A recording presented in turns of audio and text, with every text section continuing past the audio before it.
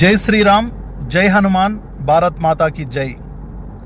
నేను బండి సంజయ్ అన్న గారిని సూటిగా 3 ప్రశ్నలు అడగదలిచిన.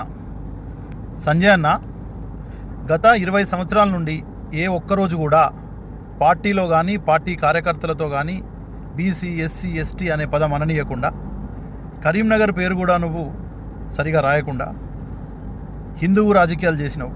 సంతోషం. నేను ఈరోజు 3 ప్రశ్నలు అడగదలుచుకున్నా. క్వశ్చన్ నెంబర్ 1, సంజయ్ అన్న, ఈరోజు బీసీ బిడ్డని నేను, నాకు అన్యాయం జరిగింది అంటున్నావు. ఇప్పుడు నేను అడుగుతున్నా అన్న, మీరు హిందువులా బీసీలా? అంటే హిందువులు బీసీలు వేరా, ఒకటేనా? మీరే సమాధానం చెప్పాలి. ఈరోజు ఏకతాయాత్రలా బీసీ అంటే ఏంది, హిందూ అంటే ఏంది? ఓకే, నీకు రాజకీయం నడిచినంతసేపు హిందూ అన్నావు, ఇప్పుడు కష్టం వస్తే బీసీ అన్నావు. ఇప్పుడు మాలాంటి బీసీ ఉద్యమకారులు చేసిన కష్టాన్ని కూడా మళ్ళీ ఇది కూడా నువ్వే బీసీ ఉద్యమం చేస్తా అంటే ఎట్లా సంజయ్ అన్న? ఫస్ట్ క్లారిటీ తెచ్చుకో, బీసీవా హిందువా? ఓకే.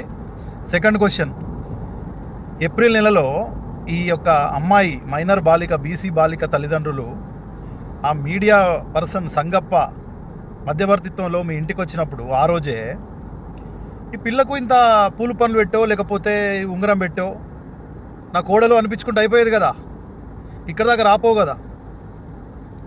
ఇది ఎంతవరకు కరెక్టు? సరే పోనీ, 3వ ప్రశ్న అడుగుతాన్నా.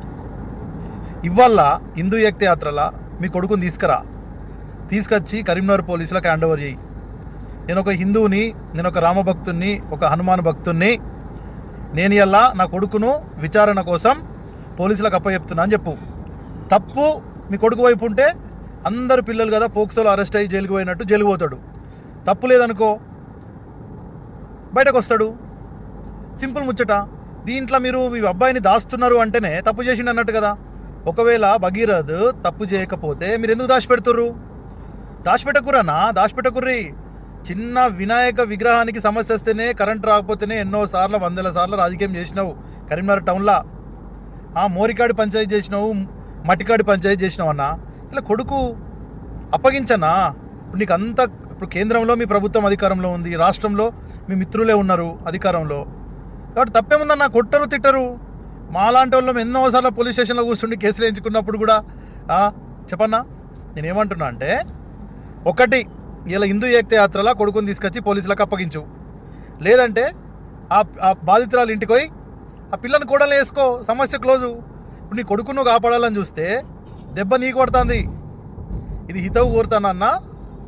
జై బీసీ, జై హిందూ, జై శ్రీరామ్, జై హనుమాన్.